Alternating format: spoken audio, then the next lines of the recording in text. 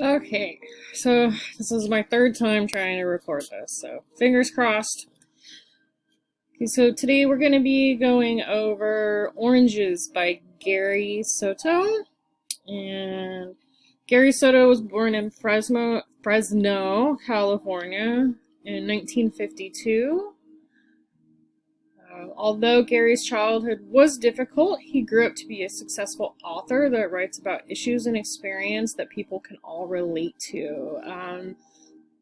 Gary's childhood was difficult because his father died at the age of 5 and his family worked as laborers.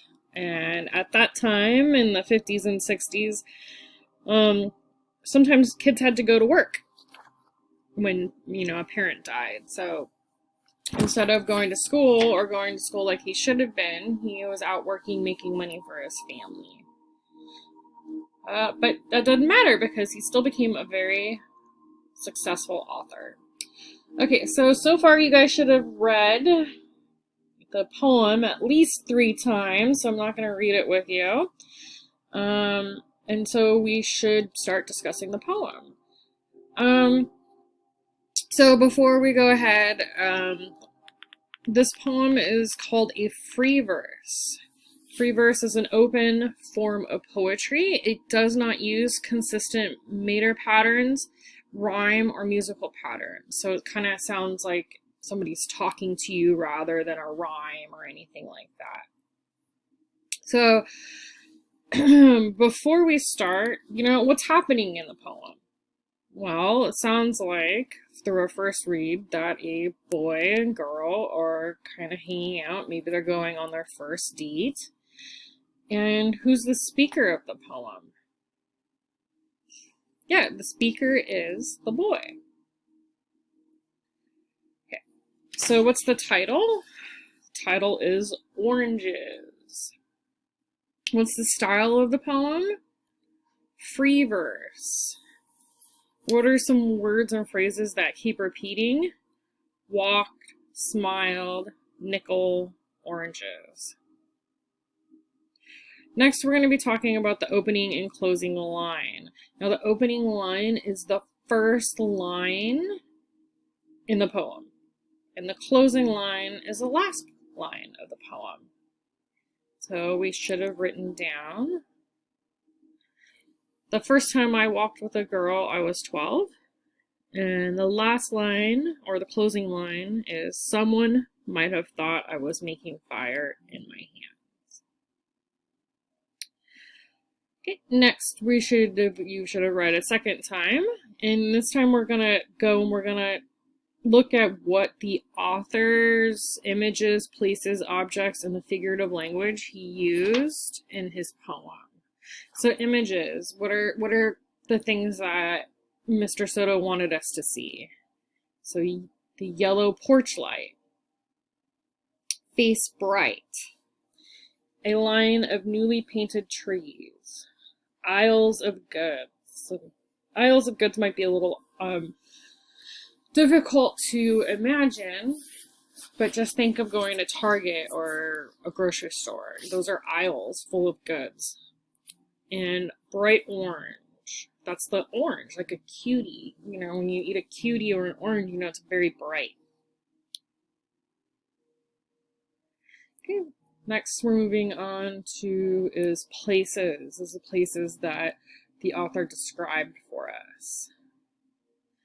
Her street, used car lot, drugstore. Now back in the days, stores used to be called drugstores because they were like a pharmacy and they would sell candy and stuff. So you got to think of a place like CVS, Walgreens, Thrifties, that kind of a place. He also described 2 blocks, so the streets that they walked down. Okay. Next we're going to be looking at is objects. What did the author describe? 2 oranges in his jacket, a dog barking, a girl putting on gloves, candies in the store, a nickel in his pocket. You can almost like imagine like when you have your hand in your pocket and you have some money in there, like you're just kind of playing around with the money in your pocket. And chocolate. We all know what chocolate looks like. Okay, our next one is figurative language. Like show, not tell, right? Dog barking, the tiny bell ringing, cars hissing as they pass. And another one that I should have written down was the fog hanging like coats from the trees. You know, it's not literally hanging from the trees, but it looks like it. Okay. Okay, you should have read for a third time. This time we're taking a closer look at different parts of the poem. This time, you guys should have read to make meaning for each little part.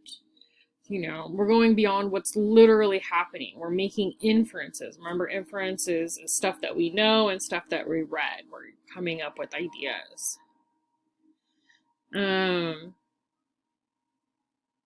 So what conclusion can we make about the boy based on the inferences you make from the poem?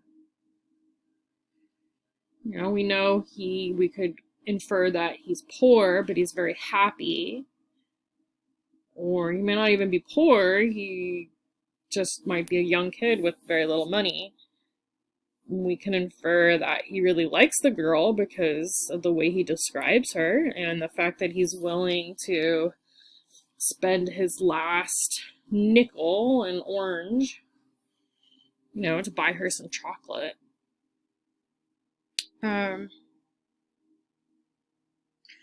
What could the orange as fire symbolize? That's a hard one. For me, I think it symbolizes hope, right? Hope is like a fire burning inside you. An orange is red and orange like a fire. It's bright. It has a distinct smell. Okay. Let's go ahead and look at our first one. The first time I walked with a girl, I was 12. Cold and weighted down with 2 oranges in my jacket. So what does this mean? Well, this young boy or kid is nervous about hanging out with the girl. Definitely, right? You guys are around 11, 12. You can imagine maybe what it's like to hang out with your crush. The kid's jacket is heavy with oranges. Oranges aren't very light, so they might weigh down your jacket. But we could take this figuratively as well, and maybe he's so nervous that he feels heavy. Okay, let's go ahead and let's look at the next one. Light in her eyes, a smile starting at the corners of her mouth. I fingered a nickel in my pocket. When she lifted a chocolate that cost a dime, I didn't see anything. So what does this mean? Well, to me, the girl's really excited about getting candy from the kid. You can imagine, right? When you're getting a piece of candy from somebody that you like, whether it's family or, a friend, or when you're giving candy to like a sister, brother, little brother, nephew, niece, cousin, whoever, they smile, they get a big smile on their face, like, yes, I'm getting candy. And the second part, I think it means the kid doesn't have enough money for the candy, but he really doesn't want the girl to know, right? If you're going on a date with somebody and they pick something out, because you said you're going to buy them something, you don't want to tell them like, oh, it's too expensive.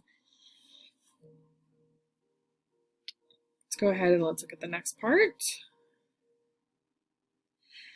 And set them quietly on the counter. When I looked up, the lady's eyes met mine and held them, knowing very well what it was all about. Okay, so what is he putting on the counter? Well, he's putting the nickel and orange on the counter. And the woman, she understands that the kid can't afford for the candy, so she's going to take the orange as a payment. Now, I know some of you would be like, I'd never do that. I want my money. Well, I think the woman, she doesn't want to ruin this kid's night because he's on a date.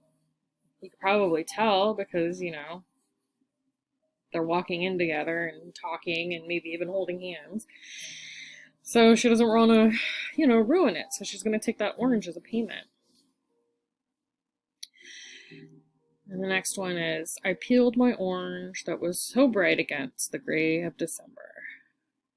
So what does that mean? That one might be a little more confusing because, it doesn't really have a lot going on to it. I peeled my orange. So this could be taken as happy, right? Because when you're happy, you're going to want to eat. You want to, not to mention he's hanging out with the girl and she's eating her candy. And so he's going to want to eat with her. So he's peeling his orange and he's happy to be with the girl. That was so bright against the gray of December. So I'm thinking that that means hope. Because when something's gray and you see something bright, it kind of makes you a little bit happy. It makes you hopeful. Hopeful for the future. And last but not least, what's the poem Oranges about? It's obviously not just about oranges or going on walks or buying candy. Orange is about young love.